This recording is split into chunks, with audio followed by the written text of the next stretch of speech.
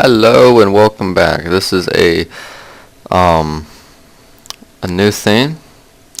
Apparently, Fraps works in Google Chrome recording this.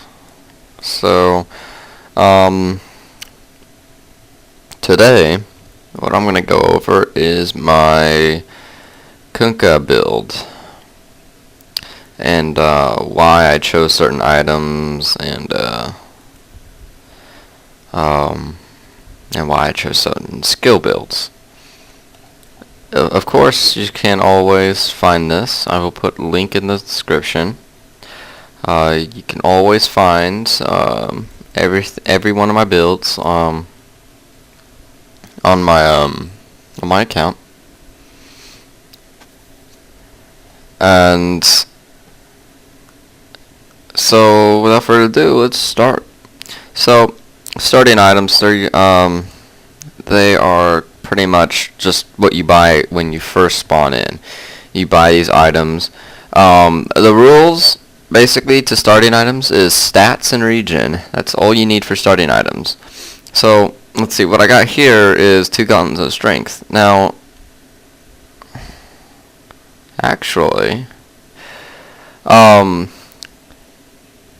okay, so what's happening here is I get 6 strength from 2 of these.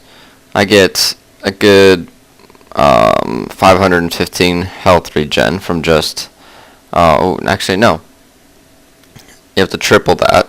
So 400 plus 345 is how much you get from this. You get 2 ironwood branches. And the reason why I set this up is because you're going to use these to build a Urn of Shadows, which I'll go over why we need that later. So basically, Tango Salve is the most common regen build because a salve, pretty much in the beginning, you only have around 700, and once you get around 300, you're pretty much, oh god, I'm going to die, and you're going to have to run back to base to heal up. But a salve basically means I get a free trip to base without getting out on XP or gold. So this keeps you in lane for just in case if somebody ganked and they failed, you can use this. Tangos are pretty much to cover the harass. I wouldn't salve 115 health gone, just use a tango. If you want to use 3 tangos instead of a salve, that's alright. You just use the salve at another time.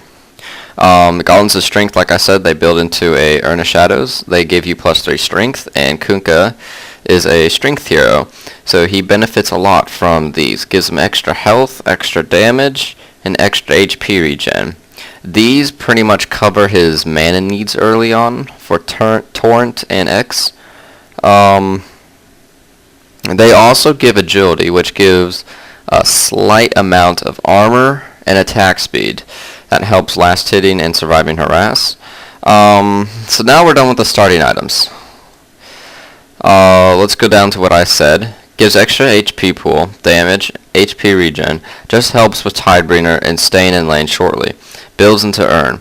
A common starting regen item. Saves a trip to the fountain so you can keep getting the XP and gold. Just more extra stats. Helps with mana, armor, mana regen, and even more HP regen and HP pool, as well as damage for Tidebringer. So already, you can tell there's a lot to do with Tidebringer. Now I'll go to that later when we go to this after early game. So early game, I generally get these if I get free farm. Under 15 minutes. Now, this is not a lot of money. I mean, people get radiances, and that's about how much money this is in about 10 minutes, 10, 11, 12 minutes, something like that. Phase boots, you always need boots. It's not negotiable. Boots are just, you always have to get them. They help a lot. Surviving ganks, ganking, and chasing. Phase boots. Now, some people would go for treads, tranks, arc boots even. Now, I personally like phase boots because if you're chasing somebody, you're a melee strength hero. You can't shoot them like a drow. You can't burn them with your burning spear like Huskar. You have to get up on them and hit them with your sword. So this gives you plus 55 movement speed and plus 24 damage. So already the damage and the movement speed. The plus 24 damage is very useful for Tidebringer early on because you'll be able to just last hit a creep and do tons of harass damage on the heroes. The movement speed, it's just basic 55. Now the active though, that helps a lot. Phase. It gives increased movement speed and lets you move through units. Phase is cancelled upon using another item or ability. Now the phase active helps you chase down people. Since you're a melee hero, you're going to be able to hit them or escape after tower diving. Now it only boosts you 16%. And it's only lasts 4 seconds at a cooldown of 8, so it has a cooldown of 4 theoretically. So the Urn of Shadows gains a charge every time an enemy hero dies within 1400 units. Only the closest urn to the dying hero will gain a charge. So what that's saying is there should only be one Urn of Shadows on a team, if at possible the most only one. Because the stats, the plus 50% mana regen, helps you with the Torrent and X and eventually Boat when you get that. You'll probably get this around the time you get your Boat, so that would help. It also, the active, it heals HP over time or deals damage over time. So the amount of healing it does is 400 over 8 seconds or 150 damage over 8 seconds. So it helps a lot in the early mid-game.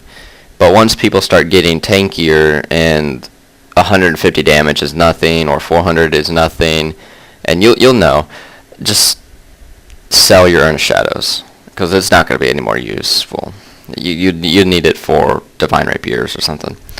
So that's basically what that does. Shadow Blade. This is a little more like, it takes a little more thought into how to use this. It's not like a plus stat item. It actually has an active that affects your Tidebringer a lot. So just the basic stats, plus 22 damage.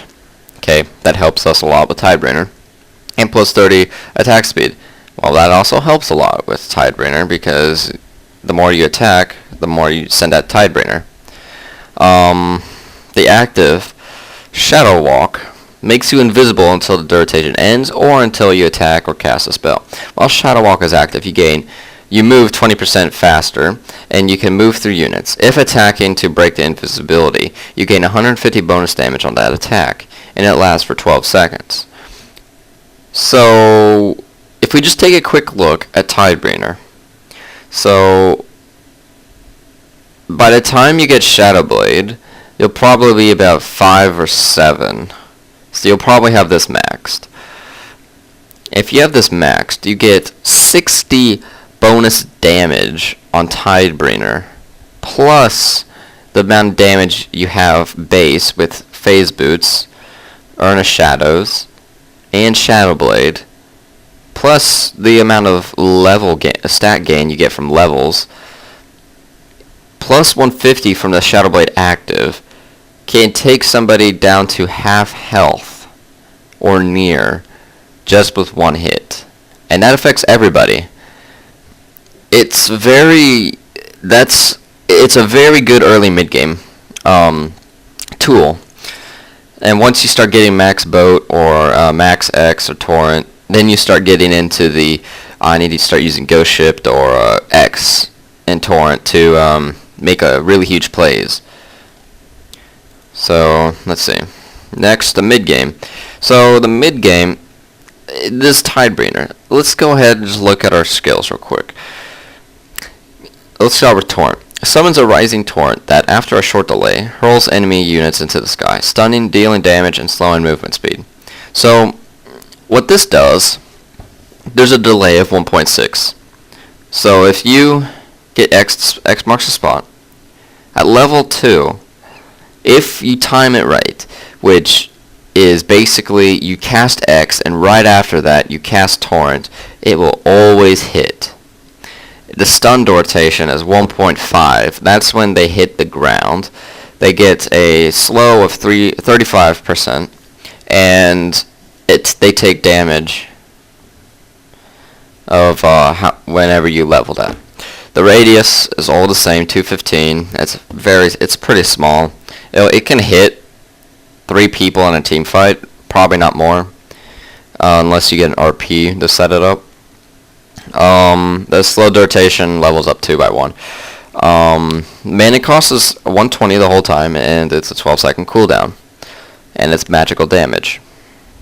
So it's very good in the early game too. Tidebringer. Kunkka's legendary sword grants increased damage and cleaves a large area of effect in front of him for a single strike. The more you level this, the less the cooldown is, and so it goes down to 4 seconds, which is hilariously good, because you hit a creep, hit somebody 3 times, and then you hit somebody again, and that you do damage to creeps. You can heroes, just whatever. You can even hit towers and it bounces. There's a lot of potential with Tidebringer. Like if somebody's running away and there's a creep camp and they're in front of the creep camp, just hit the creeps and you kill them with Tidebringer. That's how easy that is. X marks the spot. Targets a friendly or enemy hero, marks their position with an X, and returns them to it after several seconds. Kunkka can trigger the return at any time during the rotation. And that's with this skill, return. The delay, 1, 2, 3, 4, that's why I have this, a stat point at 13 instead of 15, is to delay this a little bit, so you can stay with 2, and 2 gives a delay of 2. So by the time you cast Torrent, they will already have returned, and by the time Torrent triggers and it goes up, X marks the spot's already triggered, and they're going to be in the Torrent. And now you're going to have a little more timing when you get this with 3 and 4 at 14 and 15, because you're going to have to pretty much count a little bit, count some seconds, and the Torrent will go up. Ghost Ship is his ultimate. It is a very good ultimate, if you know how to use it, that is. It summons a ghost ship to cut a swath through the battle, causing damage and stuns to enemy units as it crashes through. Allies are doused in Kunkka's rum, receiving bonus movement speed and a delayed reaction to damage. That can very well turn a team fight around. Just the delayed reaction to damage or the bonus movement speed. If you're running away, go ahead, cast Ghost Ship. I don't care. You're running away. It's not going to be that useful. You get bonus movement speed, so you can get away just in case they have that power shot that you can just get out of range, or the delayed reaction to damage. So right when somebody hits you right next to the fountain, it's delayed. So when you get in the fountain, you're already healed up to tank it. There's a lot of possibilities. The delayed reaction to damage also, if you use it offensively, you can put Ghost Ship so that it hits multiple people, and then your tank runs in and they get a delayed reaction to damage. So they basically hit more while taking the same damage over a longer amount of time. So they live longer, theoretically. The damage increases, so it's 350 plus. Radius is always 425 when it hits. The travel distance is always 1000. Stun rotation is always 1.4, and the bonus speed is always 10%. Buff duration is always 8%, and impact delay is always 3. So the impact delay is how fast it goes to the travel distance of 1000, and then it uses the radius of 425 to deal the damage, stun, the cooldown 60, 50, 40. And the mana 150, 200, 250. Not incredibly big. It's not the standard with the attributes. It's the 13 instead of 15. They give a delay on X, and the standard is 17 to 25. If we look at here, the urn, like I said earlier, urn is optional. It's not optional, it's recommended, but if somebody else already has an urn, then don't buy the urn. Shadowblade, a necessity. Okay, back up here to the mid game. So Crystallis. Now that we know what his skills do, we can now look at Crystallis and think a critical damage and critical chance, plus raw damage, and it gives a passive of critical attacks, which is what we just read. So if you crit while proccing a Tidebringer, you can hit everybody that's going to be affected by Tidebringer with that exact crit you got. That's why the number one rule is to build plus damage or plus strength items, so that when you crit, they do insane amount of damage, like 1600 damage, and you can one-shot supports just with the crit.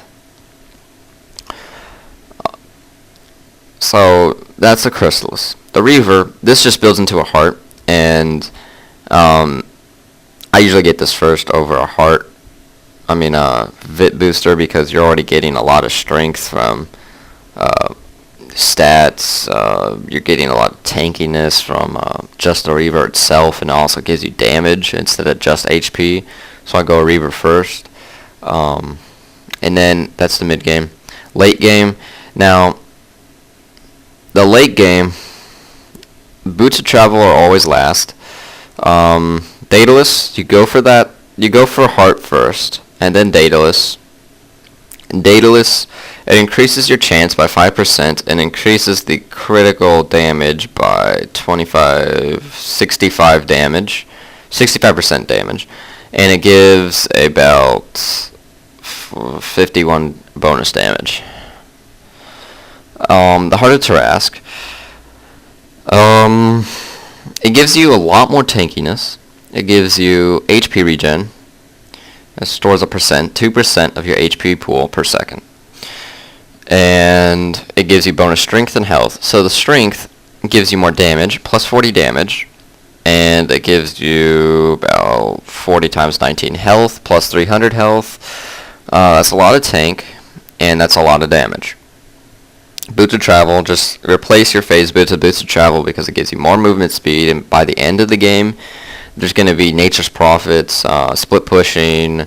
You're going to need the split push, so you get Boots of Travel to deal with that. Because since you can kill an entire creep wave in one hit with Tidebringer, you should be doing split pushing or defense of the split pushing, unless you're the only carry and you've got a Nature's Prophet on your team to deal with it. So the situational items, I use this as a little note. We can read that down here. Since there is only 2 items for the late game, I messed that up. Oh, whoops. I added Boots of Travel, but technically you don't really need Boots of Travel, but you can. I recommend it. So this is only 2 I mean to say. Since there's only 2 items for the late game, I also build Kunkka with a lot of situational items. Kunkka, for situational, just needs to follow some simple guidelines. 1 needs to have plus damage, or 2 needs plus strength. This gives tankiness and damage since you won't need much mana stats. Mana stat levels. Yeah, I kind of ran out of characters here. This gives tankiness and damage since you won't need much mana from stat levels. I don't even know. I tried to say something, I forget. So, situational items. That's how I define situational items. So, what we see here is an MKB. If there's people with evasion and you hit them and a crit procs while a Tidebringer proc, your Tidebringer can't proc, and a crit could proc, but since it's evasion, it completely gets evaded. So MKB gives you plus damage and plus attack speed, and it gives you a little mini bash to give extra damage. This helps a lot with your Tidebringer. So if you're hitting a PA, which most likely you're going to target first, because your Tidebringer can kill supports while you kill the PA, you're going to want to deal with her evasion, or let's say Ursa's evasion, which he's going to probably get a Heaven's Halberd, or some kind of just a strength evasion item, which is Heaven's Halberd. Or is he agility? I don't even know. But so MKB helps with the damage, and it gives you a resistance, or it allows you to nullify their evasion. Heaven's Halberd here is now your pretty much counterpart to Monkey Keybar. It gives you evasion, and it also gives you damage and strength. It gives you 45 plus damage and about 20 times 19 strength. It gives you a slow, and you can disarm an enemy carry for 3 seconds. For 4.5 seconds, or it lasts 3 seconds on melee targets. Helps a lot with enemy carries since they can't auto attack, and it gives you evasion, health, and damage. It's a really good item. I haven't tried it yet. I've only tried this plus 2 of these and an ASGx. So, I mean, I went the brute force way. I didn't go so methodical with the Heaven's Halberd, Abyssal Blade, that kind of way. Now back to speaking about Abyssal Blade. Abyssal Blade is a very good item too, because you have a stun and active that goes through magic immunity. So by the time you get this situational items after your late game, the carries are bound to have magic immunity somehow. So the stun that goes through magic immunity, speaking of, if they have used their BKBs or some kind of magic immunity, then it should be low at this time. So a 2-second stun that goes through magic immunity will help tremendously with dealing with magic immune carries. It also gives a bash that stuns for 1.4 seconds. I do not believe that goes through magic immunity. So it gives 110 damage. 110 damage. That's about a third of the Divine Rapier. Just for an Abyssal Blade that gives you so much versatility against carries. And it gives you strength and damage. So good. Divine Rapier.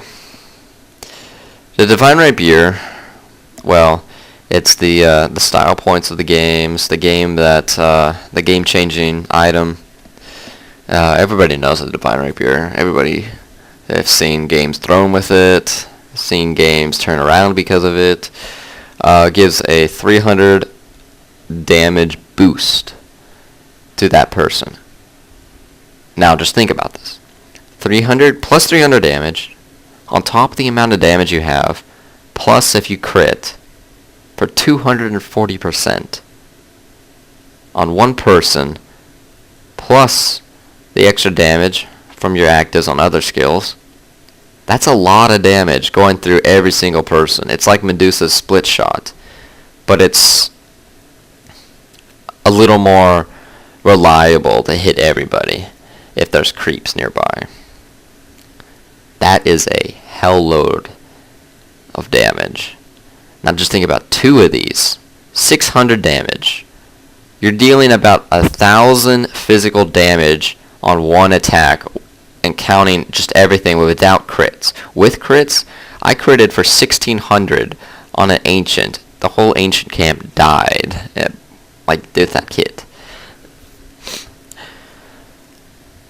Radiance. Now, Radiance, I haven't tried yet, but since he's a melee carry, or how we're building them a carry, I really think a melee people should get this, but Abyssal Blade's better.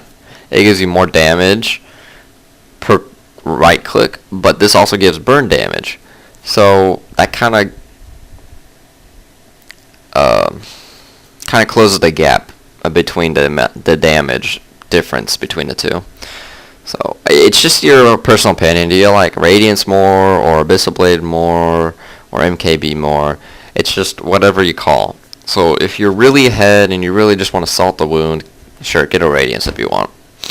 And AC, I also have not tried this, but it's a very good pick because it gives you plus attack speed and plus armor, and gives other people attack speed, armor, and it also reduces armor of other people. So it helps a lot with right clicks.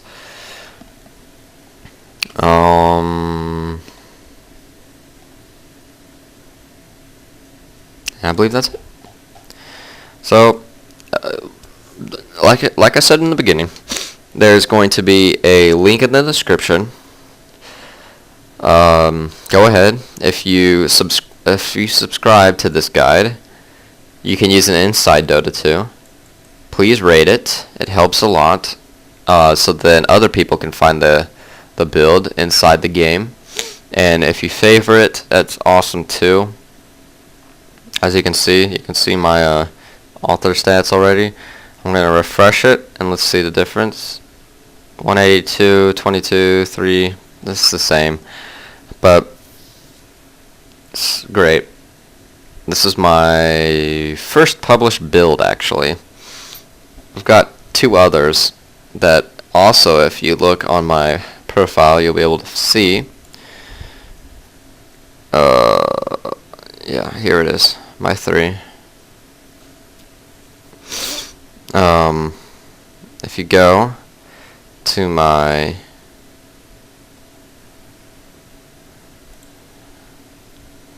here, like if you come to my profile, you'll see this, my YouTube account.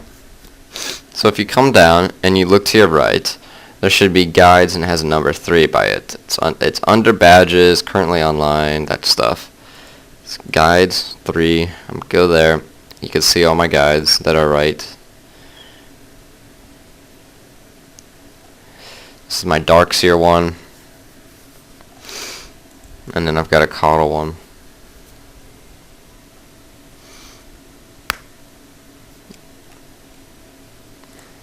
So it's just, if you want to see more guides from me, be sure to like this video down below, right there, or right there, and I'll gladly make more builds and more build videos and describe why I chose certain items over other items, and why you should choose these items, and why and how they synergize with the build, with the skills, and the why, and like, well, trying to find the word. What's the point of this build? Like, with the Kunkka one, it was for being a carry. If you were going for initiation, you really wouldn't buy that stuff. So without further ado, see you next time.